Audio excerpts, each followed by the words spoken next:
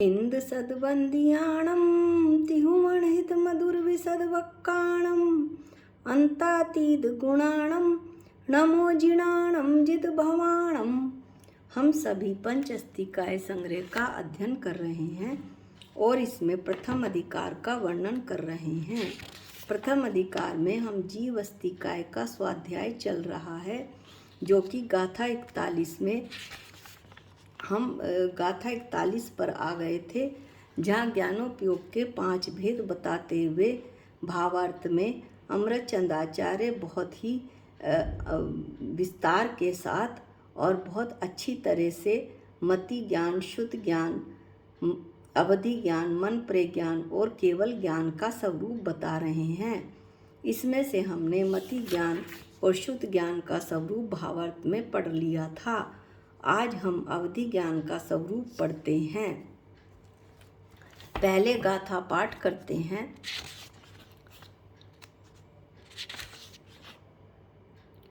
आभिणी सुदोदी मण केवलाणी णाणाही पंचभयाणी कुमुदी सुद विभंगाणी या तीर्णी वी णाणाही संयुक्ते अभिनिबोधिक यानी कि मति ज्ञान, शुद्ध, अवधि, मन प्रय और केवल, इस प्रकार ज्ञान के 5 भेद हैं।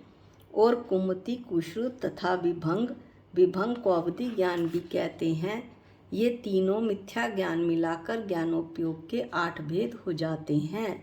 इसमें से हमने पूरी तरह से अच्छी तरह से वर्णन मति और शुद्ध ज्ञान का कर लिया था।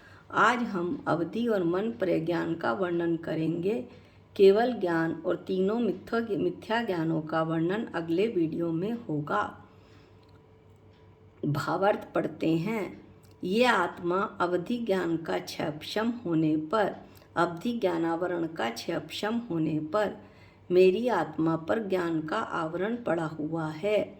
जैसे सूर्य को बादल ढक लेते हैं, उसमें पहले मति ज्ञानावरण का क्षयक्षम हुआ, फिर शुद्ध ज्ञान का क्षयक्षम हुआ ज्ञानावरण का।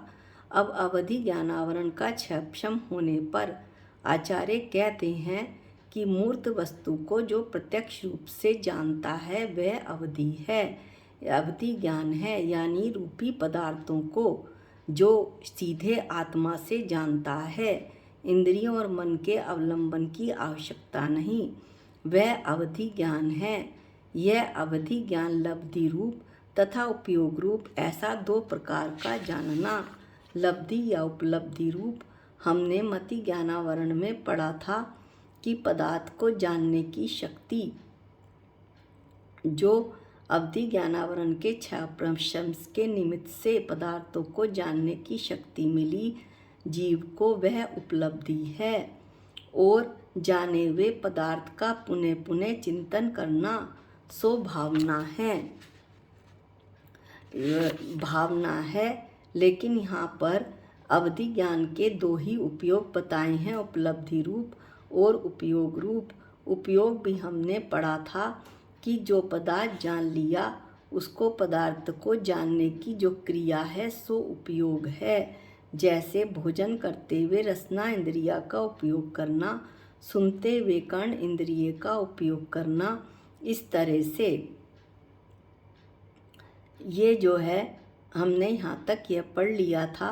यह आत्मा है, यह जीव है, मैं चेतन भगवान आत्मा हूँ, मैं शरीर नहीं हूँ। इस तरह से पदार्थ को जानने संबंधी क्रिया जो है वो उपयोग है।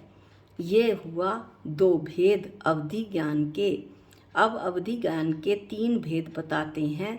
ये तत्वा सूत्र में भी दिए हुए हैं, जो हम आगे भेद पढ़ेंगे। देश अवधि, परमा अवधि और सर्व अवधि, ऐसे भेदों द्वारा अवधि ज्ञान 3 प्रकार का होता है। उसमें परमा अवधि और सर्वावधि चैतन्य के उछलने से भरपूर आनंद रूप परम सुख अमृत के रस स्वादन रूप समरसी भाव से परिणत चरम देही तपोधनों को होता है। क्या कहना चाहते हैं आचार्य कि उसमें क्या इन तीनों में, वो 3 कौन? देश अवधि, परम अवधि और सर्व अवधि। तो इन तीनों में से परम अवधि और सर्व अवधि किसके होता है? जो चैतन्य के उछलने से, जिनके अंदर में चैतन्य की लहरें उछालें भर रही हैं, चैतन्य के लहरों से भरपूर आनंद उन्हें मिल रहा है और ऐसे आत्मा के आनंद के परम सुख अमृत का वो रस का स्वाद ले रहे हैं। साथ ही साथ किस रूप उनका परिणमन हो रहा है? सम रस रूपी भाव, समता रस रूपी भाव, यानी संयम रस रूपी भाव का परिणमन उनमें हो रहा है। ऐसे चरमदेही कौन? जो उसी भव से मोक्ष जाने वाले जीव मुनिराज हैं, उन्हें चरमदेही कहते हैं। तपोधन यानी मुनिराजों को ऐसा परम अवधि और सर्व अवधि ज्ञान होता है।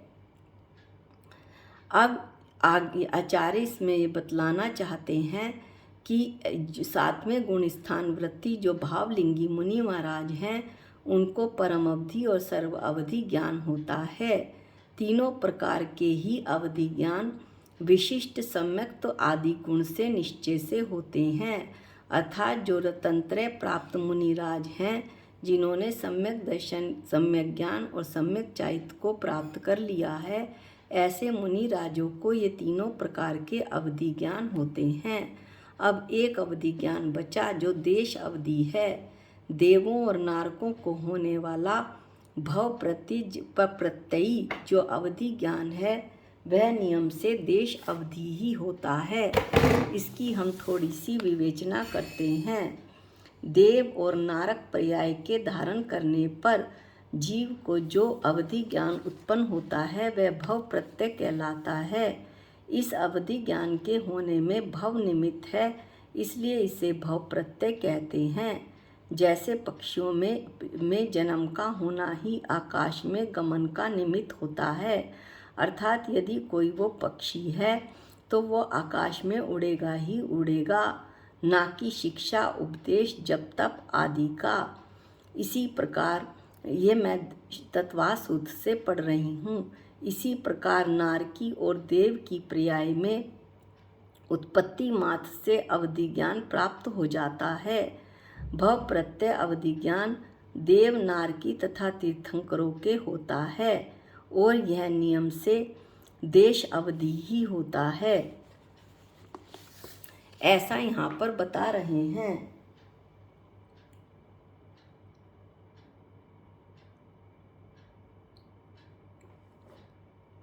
अब हम आगे पढ़ते हैं। ये तो अवधि ज्ञान की बात हुई कि यह अवधि ज्ञान नियम से देश अवधि ही होता है, जो देव और नारकियों को होता है, और परम अवधि और सर्व अवधि भावलिंगी मुनि महाराजों को, सातवें गुण स्थानवर्ती मुनि महाराजों को होता है। सम्यक दर्शन ज्ञान चारित्र से जो युक्त हैं, आत्मा के आनंद में डूबे हुए हैं। आगे हम मन परे ज्ञान पढ़ते हैं। ये आत्मा मन परे ज्ञानावरण का क्षयक्षम होने पर, अभी तक हमने पढ़ा मति ज्ञानावरण का क्षयक्षम, शुद्ध ज्ञानावरण का क्षयक्षम, अवधि ज्ञानावरण का क्षयक्षम, और अब मन परे ज्ञानावरण का क्षयक्षम, यानी बादल थोड़े थोड़े हट रहे हैं। होने पर क्या होता है? पर मनोगत मूर्त वस्तु को जो प्रत्यक्ष रूप से जानता है, वह मन परे ज्ञान है। पर मनोगत का क्या मतलब हुआ? दूसरे के मन में उठते हुए विचारों को जो सीधे आत्मा से जानता है। इंद्रिय और मन की यहाँ आवश्यकता नहीं। ऋजुमति और विपुलमति ऐसे भेदों द्वारा मन परे ज्ञान दो प्रकार का होता है।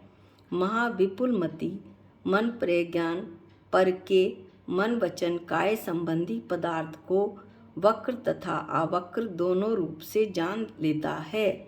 अर्थात जो विपुलमति है वो मन परे ज्ञान चिंतित, अचिंतित और अर्धचिंतित को भी जान लेता है। चिंतित यानी सोचा हुआ, अचिंतित यानी ना सोचा हुआ और अर्ध चिंतित यानी आधा सोचा हुआ, थोड़ा सोचा हुआ, ऐसे विचारों को भी विपुलमति मन प्रज्ञान जान लेता है। और ऋजुमति मन प्रज्ञान तो ऋजु को यानी आवक्र को सीधे सीधे ही जानता है। ऋजुमति ज्ञान केवल उस बात को ही जानता है जिसके बारे में दूसरा अन्य व्यक्ति स्पष्ट विचार कर रहा हो, अर्थात मन वचन काय की चेष्टा के द्वारा जिसे स्पष्ट कर दिया गया हो उसे ऋजुमति ज्ञान जानता है। यानी वो तो सीधे सीधे दूसरे के मन में उठते हुए विचारों को जानता है।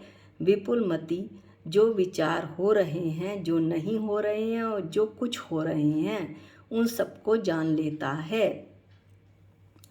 निर्विकार आत्मा की उपलब्धि और भावना सहित चरमदेही मुनियों को विपुलमति मन प्रज्ञान होता है। क्या कहना चाहते हैं आचार्य? निर्विकार विकारों से रहित आत्मा की उपलब्धि और भावना सहित, उपलब्धि और भावना हमने बतलाया था पदार्थों को जानने की शक्ति उपलब्धि है, और भावना जानने हुए पदार्थ को जैसे आत्मा को जानने की शक्ति और उस आत्मा का बार बार चिंतन करना सो भावना है। तो आत्मा की उपलब्धि, आत्मा को जानने की शक्ति और उसका बार बार उसका विचार करना, ऐसी भावना सहित चरमदेही मुनियों को, चरमदेही यानी उसी भव से जो मोक्ष जाना चाहते हैं, ऐसे मुनि महाराज को विपुलमति मन प्रज्ञान होता है। यह दोनों मन प्रज्ञान वीतराग आत्म तत्व के सम्यक श्रद्धान ज्ञान अनुष्ठान की भावना सहित, यह क्या कहना चाहते हैं आचार्य कि यह दोनों मन प्रज्ञान कौन से दोनों? ऋजुमति और विपुलमति मन प्रज्ञान किनको होता है? जो वीतराग आत्म तत्व के वीतरागी, ऐसे जिनकी आत्मा जो है राग से रहित हो गई है, के सम्यक श्रद्धान ज्ञान अनुष्ठान और उस आत्मा में सम्यक दर्शन ज्ञान चरित्र की भावना सहित है वो आत्मा। सातवें गुण स्थान वृत्ति भावलिंगी मुनि महाराज 15 प्रमादों से रहित हो गए हैं। 15 प्रमाद कौन से? हमने जैन सिद्धांत प्रवेशिका में पढ़ा था, लेकिन एक बार फिर पढ़ते हैं। 15 प्रमाद होते हैं 4 विकथा, स्त्री कथा, राष्ट्र कथा, भोजन कथा, राज कथा, 4 कषाय, क्रोध मान माया लोभ, 5 इंद्रियों के विषय, स्पर्श रस गंध वर्ण शब्द और निद्रा और स्नेह, यानी कि 4 और 4 8, 8 और 5 13 और निद्रा और पढ़ने 15। 15 प्रमादों से रहित अप्रमत मुनि 7वें गुण स्थान वृत्ति मुनि महाराजों को, जिनके उपयोग में विशुद्ध, जिनका उपयोग विशुद्ध परिणाम रूप परिणमित होता है, पूर्ण रूप से शुद्ध परिणमित होता है, उनको ये दोनों ज्ञान होते हैं।